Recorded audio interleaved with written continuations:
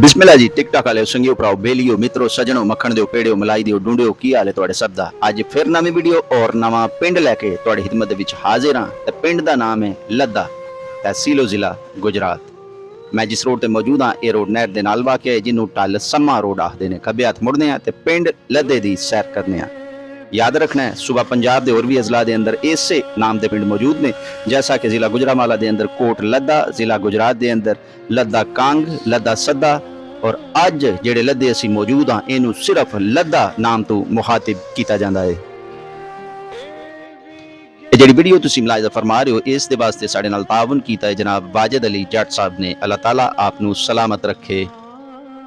अगर तुसी भी चाहते हो कि तुहाडे पिंड दी वीडियो बने और उस वीडियो नू पूरा पाकिस्तान वेखे तो स्क्रीन के उत्ते साडा राबता नंबर मौजूद है, साडे नाल राबता करो। इंशाअल्लाह ताला असी तुहाडे पिंड हाज़री जरूर देवांगे।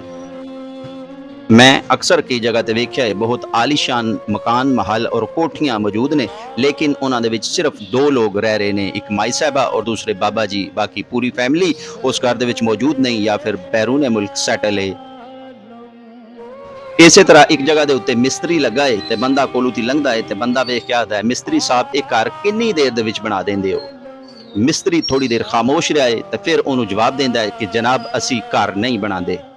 और बंदा थोड़ा हैरान भी होया और गुस्से होके मिस्त्री साहब नूं कहण लगा जनाब तुसी घर नहीं बना रहे ते और क्या इत्थे नलके दा बोर कर रहे हो। मिस्त्री साहब ने एक गहरी खामोशी तो बाद बड़ा ही दिलचस्प जवाब दिता। कहने लगे कि साड़ी ड्यूटी होंदी है मकान बना देना, साड़ी ड्यूटी होंदी है कमरे बना देना, छत पा देना, किचन बना देना, दरो दीवार बना देना। और ये मकान उस वेले घर का दर्जा इख्तियार करता है जिस वेले इहदे अंदर एक फैमिली रिहाइश पजीर होंदी है, जिस वेले इस दे अंदर बच्चे खेडते हैं, भैन भरा आपस के दुख सुख बनते हैं ते माँ प्यो दादा जिस वेले बच्चों के उत्ते शफकत का हाथ रखते हैं उस वेले ये मकान एक घर का दर्जा इख्तियार करता है।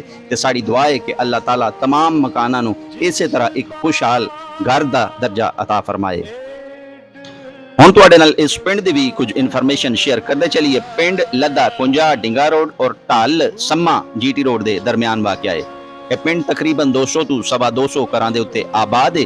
इसकी आबादी 1800 तो 2000 नफूस के उत्ते मुश्तमिल है।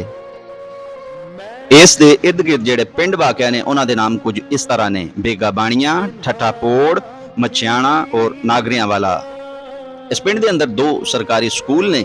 लड़कियां दे वास्ते सरकार ने 8 क्लासां दा और लड़कियां दे वास्ते भी सरकार ने 8 क्लासां दा स्कूल बनाया है। पिंड के अंदर दीनी तालीम हासिल करने दे वास्ते 2 मदरसे भी मौजूद ने। इस पिंड दे विच हाजी असगर अली साहब का बड़ा वड्डा करियाना स्टोर है जिहदे उत्तों जरूरियात जिंदगी दीयां तमाम चीज़ां मिल जांदियां ने। पिंड दी सियासी और समाजी शख्सियात दे विच चौधरी गुलाम रसूल, चौधरी शारिक गुजर साहब, अदील गुजर साहब और नदीम जट साहब शामिल ने। इस पिंड के अंदर हर साल अक्तूबर की पहली जुमेरात नूं बाबा शाखीरा वली दे मिज़ार ते मेले का इनकाद भी किया जाता है, जिहदे विच पाकिस्तान के नामवर कवाल हजरात तशरीफ ले आंदे ने और इलाके नूं तफरी मुहैया करते हैं। मेले वाले दिन इस पिंड के अंदर एक शूटिंग वालीबाल का शो मैच करवाया जाता है, जिहदे अंदर पूरे पाकिस्तान के नामवर खिलाड़ी तशरीफ ले आंदे ने।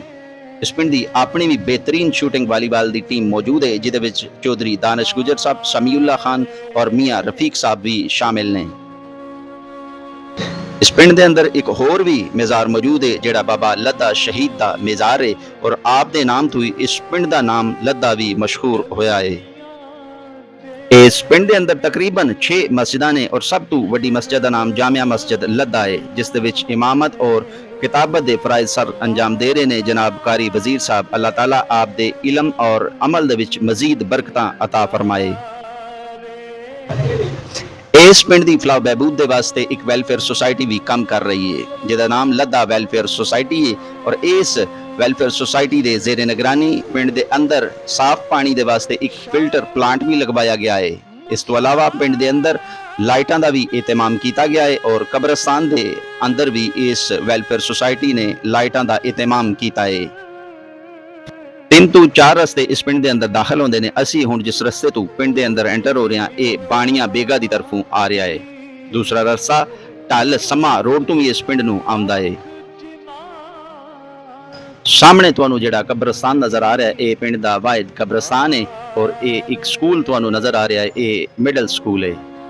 ਇਸ ਤੋਂ ਇਲਾਵਾ ਜਿਹੜੀ ਮਸਜਿਦ ਦਾ ਤੁਸੀਂ ਨਜ਼ਾਰਾ ਕਰ ਰਹੇ ਹੋ, ਇਹ ਜਾਮਿਆ ਮਸਜਿਦ ਯਾ ਰਸੂਲ ਅੱਲਾ। ਇਸ ਮਸਜਿਦ ਨੂੰ ਡੇਰੇ ਵਾਲੀ ਮਸਜਿਦ ਦੇ ਨਾਮ ਤੋਂ ਵੀ ਪੁਕਾਰਿਆ ਜਾਂਦਾ ਹੈ। ਅਗਰ ਵੀਡੀਓ ਚੰਗੀ ਲੱਗੀ ਤੇ ਸ਼ੇਅਰ ਕਰਿਓ। ਸੋਹਣੇ ਰੱਬ ਦੇ ਹਵਾਲੇ।